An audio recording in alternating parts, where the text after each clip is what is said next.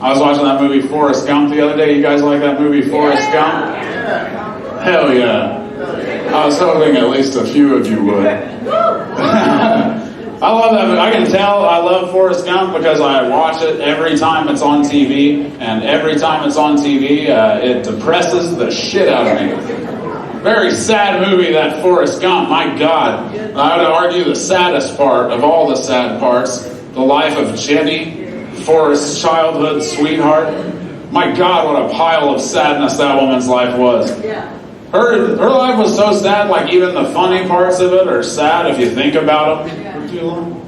I'll tell you what I mean. Like as a kid, I always thought it was super funny in that movie how Forrest was always showing up and just immediately beating the shit out of Jenny's new boyfriend. Whoever he happened to be. He was just immediately catching those hands, you know, no matter the circumstances. It was coming, you know. I always thought that was very funny as a kid, you know. As an adult watching it, I'm thinking back, like within the context of the movie, like for the character Jenny, this is a decidedly unfunny state of affairs. That's just a difficult conversation she's got to have at the beginning of every new relationship for the rest of her life. Every time she's feeling good about that new man, you know, she's got to sit him down, be like, look, I like you a lot, all right? So I want there to be no secrets in between us in this thing. So having said that, you should probably know at literally any point during our relationship, my mentally disabled ex-boyfriend, Forrest, played football at the University of Alabama on a full-ride scholarship before going over to Vietnam, where he became sort of an unkillable super soldier. Well, he could just emerge from the shadows and beat the dog shit out of you at any time.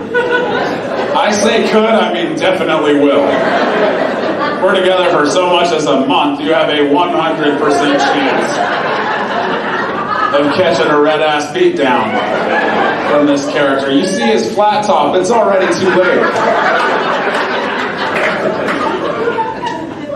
Now they say like communication's the most important thing in every relationship. Not so here. In this scenario, the most important thing, keeping your head on a swivel at all times. Chin down, hands up. That's number 2. Communication may be a distant third.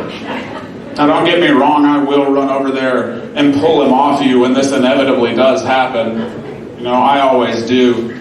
But if I'm being honest, I've never got there before Forrest has landed 8 to 10 real clean shots. I tell you, if I were a UFC referee, I'd have been fired long ago.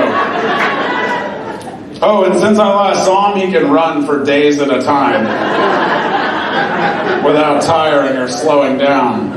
Not unlike an ostrich or an Alaskan sled dog. But you know, like one that could whoop your ass real bad while the expression on his face never changes. But if you're good with all of that, living under near constant threat of being accosted and pummeled by a learning disabled billionaire shrimp boat captain who the entire Viet Cong couldn't kill, I think we could be happy together for a very long time.